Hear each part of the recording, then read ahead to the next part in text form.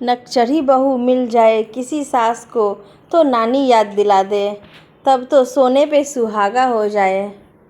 दोस्तों, यह कहानी एक घर की है जो मैं आपसे साझा कर रही हूँ। बहू रोज़ काम पर जाती, एक विद्यालय में अध्यापिका थी। उसके घर से 40 किलोमीटर की दूरी पर एक गांव में वो तैनात थी और रोज़ सुबह 7 बजे निकलती और शाम के 6 बजे आती। बेचारी को कोई एक गिलास पानी भी देने वाला नहीं था।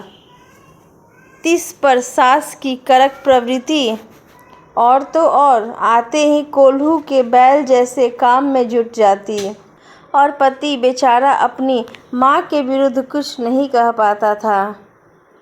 उसकी चुप्पी की वजह से उसकी माँ बहू पर ज्यादती करती थी। ननद चुपके चुपके अपनी भाभी की मदद करती और देवर भी हाथ बटाता था। 1 साल बाद देवर की शादी हुई। देवरानी नकचढ़ी और बेबाक थी। आते ही रंग ढंग दिखाने लगी। घर में एसी नहीं है, ये नहीं है, वो नहीं है का राग अलापने लगी।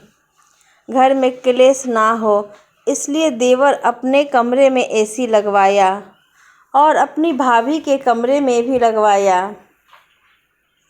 ये सब देख सास की नाक भौं भी चढ़ी थी, और तो और बड़ी बहू के कमरे में एसी लगा देख देवर पर चिल्लाने लगी।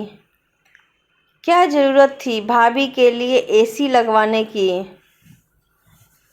आए बाए बकबक शुरू ही की थी कि देवरानी वहां आ गई और ठस से बोली, माँ, आपको शर्म नहीं आती?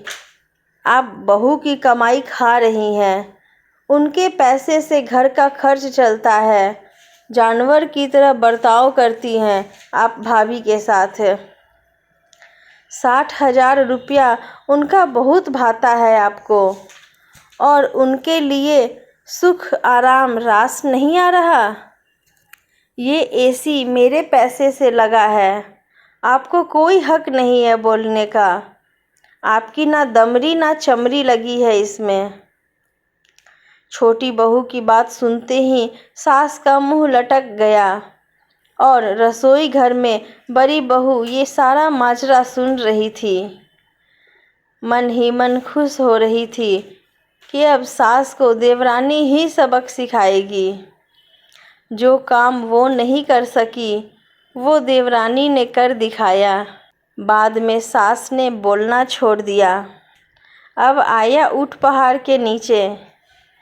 दोस्तों, अगर आप हमारे चैनल पर नए हैं तो कृपया हमारे चैनल को सब्सक्राइब करें ताकि आपको ऐसी ही कहानियाँ और जानकारियाँ मिलती रहे। धन्यवाद।